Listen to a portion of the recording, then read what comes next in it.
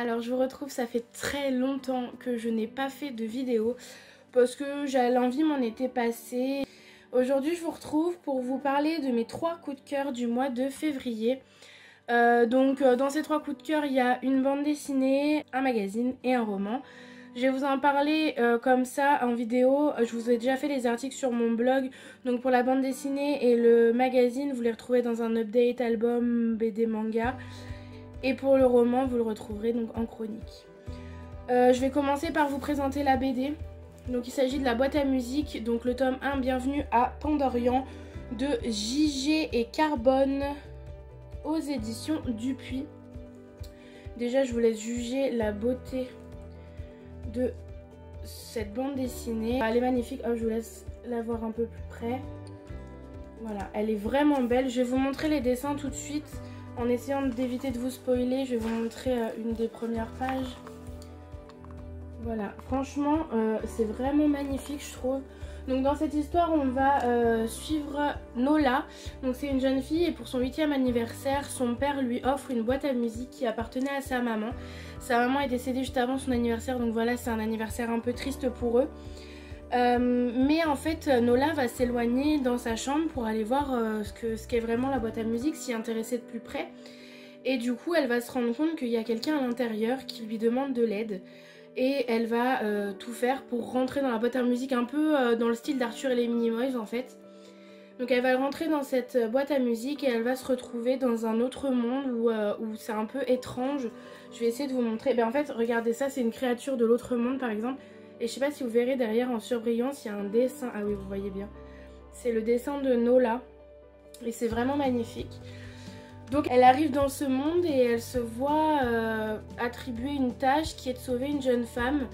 Et elle va essayer de le faire tant bien que mal. Je vous raconte pas la suite parce que bon, c'est sympa de le découvrir. Mais franchement, procurez-vous cette bande dessinée qui est juste mais splendide, vraiment.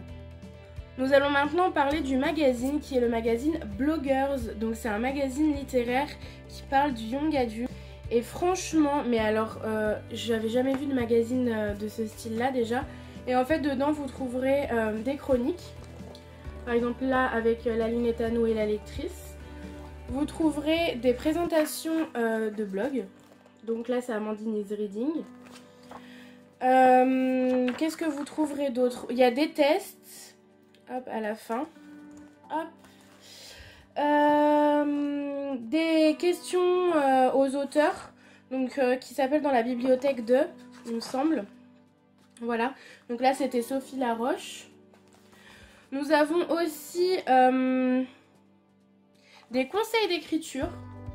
Et franchement, mais ce magazine, pour tous les passionnés de young adultes, c'est vraiment un bon magazine. En plus, il est pas très cher, il coûte 4,90 €.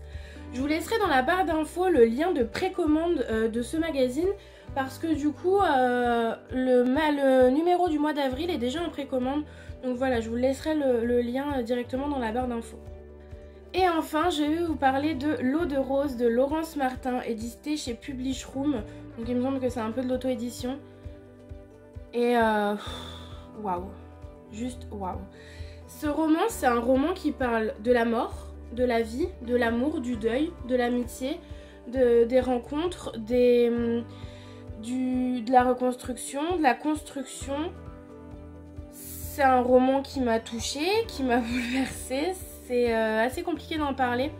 Je vais essayer de vous raconter un peu l'histoire. Donc c'est l'histoire de Rose qui a perdu sa maman lorsqu'elle avait 2 ans et qui vit depuis avec ce deuil-là. En fait, son papa s'en est parmi et sa sœur non plus. Et donc Rose, elle vit un peu dans cette bulle de la maman perdue, en fait, si vous voulez. Et le jour où elle peut quitter le cocon familial, elle s'en va, elle va essayer de vivre sa vie à elle avec l'argent qu'elle gagne grâce à la publication de ses histoires pour enfants. Et en fait, elle va se retrouver dans un appartement avec quelqu'un en face de chez elle. Elle n'a pas envie de lui parler, donc en fait, elle reste derrière sa porte, mais elle l'observe. Elle l'écoute aussi jouer du piano. Et en fait, il va y avoir une espèce de relation qui va se nouer entre eux. Mais en fait, à travers cette relation, il y a aussi un carnet que Rose a eu. Je ne vous explique pas comment, parce que moi, ça m'a touchée, le pourquoi du comment. Donc il y a ce carnet et en fait elle va comprendre qu'il faut qu'elle vive, elle, pour elle et non pour sa mère perdue. Et l'histoire qu'il y a dans ce carnet est aussi belle que touchante, elle nous entraîne en fait vraiment. J'ai envie de vous parler de ce livre mais j'ai pas envie de trop vous en dire parce que j'avais lu le résumé et puis ensuite je l'ai reçu un peu plus longtemps après et j'avais oublié le résumé et je me suis replongée dedans et waouh quoi, enfin vous savez ça fait partie des livres où on commence sans vraiment s'attendre à quelque chose, où on se dit ouais ça va être une histoire qui va nous divertir sans plus. Et en fait on arrive dedans et on pleure et on rit et en fait ça nous touche au plus profond de nous pour des raisons diverses et variées. Et franchement je vous le conseille. Après c'est pas un livre que je mettrai entre toutes les mains. Je pense que les adolescents c'est pas trop, déjà ça, ils vont pas l'apprécier à sa juste valeur parce qu'ils ne connaissent pas tout le sens entre guillemets de la vie, vraiment entre gros guillemets. Mais en même temps je me dis que je sais pas, il faut vraiment tenter l'expérience de l'eau de rose parce que c'est un roman mais magnifique et magique, vraiment.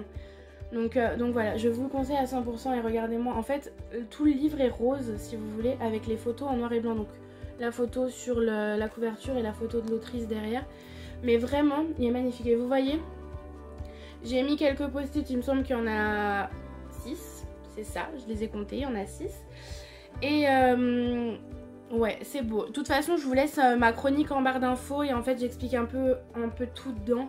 Et voilà, enfin franchement, je vous le conseille grandement. Voilà, j'espère que cette vidéo vous a plu. Si ce concept vous plaît, n'hésitez pas à me le dire en commentaire. Ça me... en fait, je le ferai tous les mois si ça vous plaît. Peut-être pas vous présenter tous mes coups de cœur parce que si j'en ai 10, grosse blague, j'en ai jamais 10. Mais enfin voilà, peut-être vous présenter les 3 lectures marquantes du mois, qu'elles soient bonnes ou mauvaises. Là franchement c'était celles-là les 3 plus marquantes et c'est pour ça que j'ai voulu vous en parler. Mais vous n'hésitez pas à me dire quelles ont été vos lectures les plus marquantes du mois de février. Et en attendant, je vous fais de gros bisous et je vous dis à très vite. Ciao.